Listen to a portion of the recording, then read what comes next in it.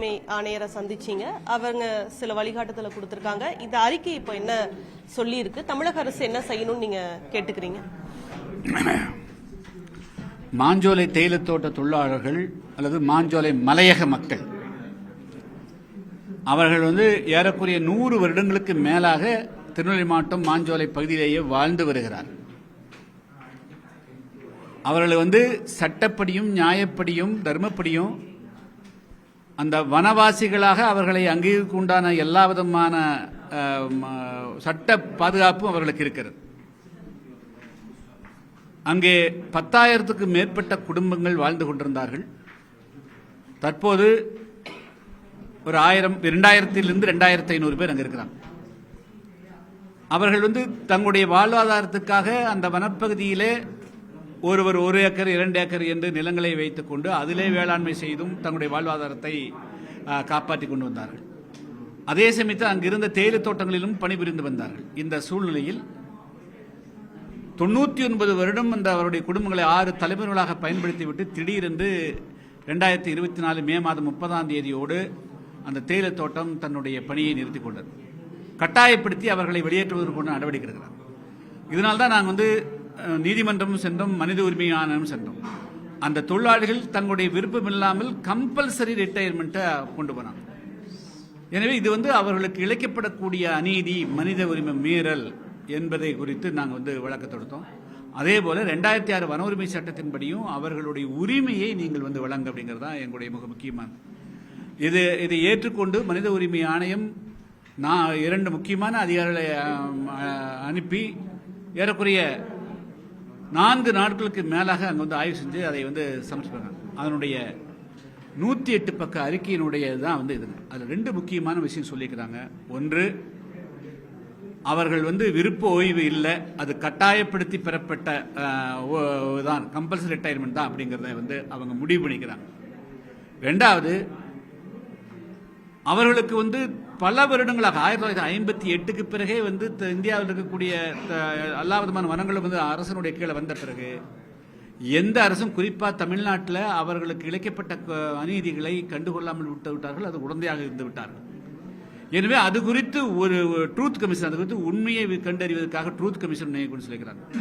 மேலும் ஒரு நீதிபதியுடைய தலைமையிலும் ஆய்வு செய்யணும் அப்படிங்கிற 2 முக்கியமான விஷயங்களை சொல்லி இவர்களுக்கு அவர்கள் மாஞ்சோலை தேயிலை தொழிலாளர்களுக்கு விசேஷ அவர்களுடைய வாழ்நிலையை கணக்கிலே கொண்டு 2006 வன உரிமை சட்டத்தை அமல்படுத்துவதற்கு தமிழ்நாடு அரசு ஒரு தனக்கு ஸ்பெஷல் ப்ரொவிஷன், சிறப்பான ஒரு திட்டத்தை அறிவிக்கணும் அப்படிங்கிறத சொல்லிக்கிறாங்க.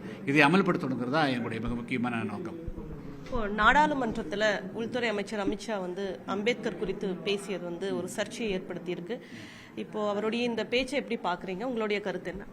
இல்லை, அதாவதுங்க, அம்பேத்கர் உடைய காலத்தில் உலக அளவில் இருந்த அறிவாளிகள் 6 பேர்த்துல ஒருத்தர்.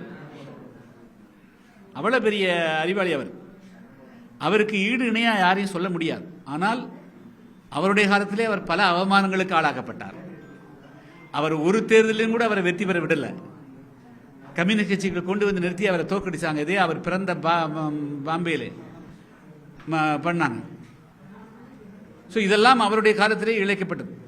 அவர் இந்த நாட்டில் இருக்கக்கூடிய பட்டியலின மக்கள் நடக்கக்கூடிய ஒடுக்கப்பட்ட மக்களுக்கு இழைக்கப்பட்ட அநீதிகளை கடுமையாக அது சாடி இருக்கிறாரு. அது தீர்வு காணும் சொல்லியிருக்கிறாரு. அப்படிப்பட்ட அவரை நாடாளுமன்றத்தில் அது உள்துறை அமைச்சராக இருக்கக்கூடியவர் அவருடைய புகழுக்கு களங்கம் கற்பிக்கிற மாதிரியோ அல்லது அவரை ஒப்பிட்டோ பேசி இருக்கக்கூடாது, பேசியிருப்ப தவிர்த்திருக்க வேண்டும்ங்கிறது என்னுடைய பார்வைங்க. ஆனால் இதே சமயத்தில் அம்பேத்கரை பயன்படுத்தி கொண்டு சில பேர் இப்போ அண்மை காலமாக அம்பேத்கர் புகழ் பாடுறாங்க.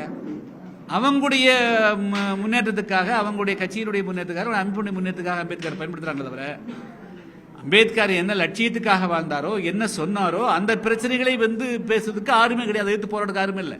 இப்போ மாஞ்சோலை தேயிலை தொழிலாளர்கள் 90% ஷெட்யூல் காஸ்ட் பட்டியல் மக்கள் தான். யாராவது நிற்கிறாங்களா? சரி, நாங்கள் உள்ளிடுக்கீடு பட்டியல் மக்களுக்காக தான் நிற்கிறோம், அது யாராவது பேசுகிறாங்களா?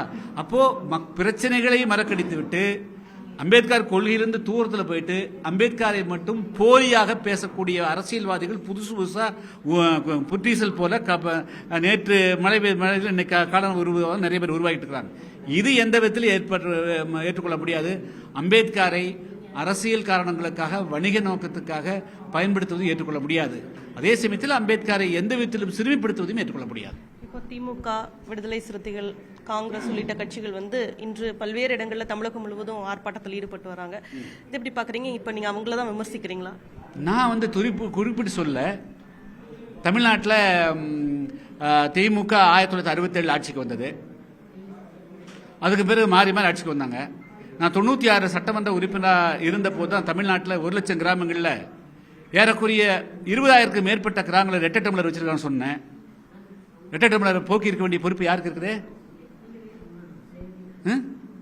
ஆச்சுங்களா? கண்டதேவியில் வந்து தேர்வடம் பிடிச்சு இழுக்கிறதுக்கு வந்து விடாமல் தடுத்தாங்களே, ஏன் நீதிமன்றத்துக்கு போக வேண்டிய அவசியம் ஏற்பட்டது?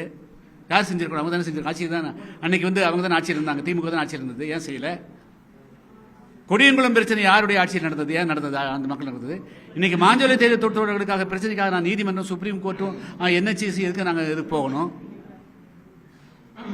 என்ஹெச்ஆர்சி எதுக்காக போகணும்? ஏன் வந்து நீங்க அம்பேத்கரை பேரை சொல்லக்கூடியவர்கள் அந்த மக்களுக்காக நீங்க வந்து நிக்காம, அந்த மக்களுடைய நியாயத்தை, அந்த மக்களுக்கு நீதி வழங்காம நீங்க வந்து வெறும் அம்பேத்கருடைய பேரை சொல்லிட்டு போராட்டம் நடத்த எந்த விதத்தில் நியாயமா இருந்து? ஆச்சுங்களா? அதே போல தான் 97 வந்து தமிழ்நாட்டில் இடஒதுக்கீடு முறையாக அமலாக்கப்படாதனால வெள்ளரிக்கை கட்டணல, நீங்க சமநீதி அமலாக்குனீங்களா? ஸோ இவங்க வந்து இன்னைக்கு இருக்காது, எந்த கட்சின்னு சொல்லல, யார் போராடினாலும் சரி, இன்னைக்கு போராடக்கூடிய ஒருத்தர் கூட உண்மையான அம்பேத்கரிஸ்ட் கிடையாது. அவர்களெல்லாம் அம்பேத்கருடைய லட்சியத்துக்கு எதிரானவர்கள்.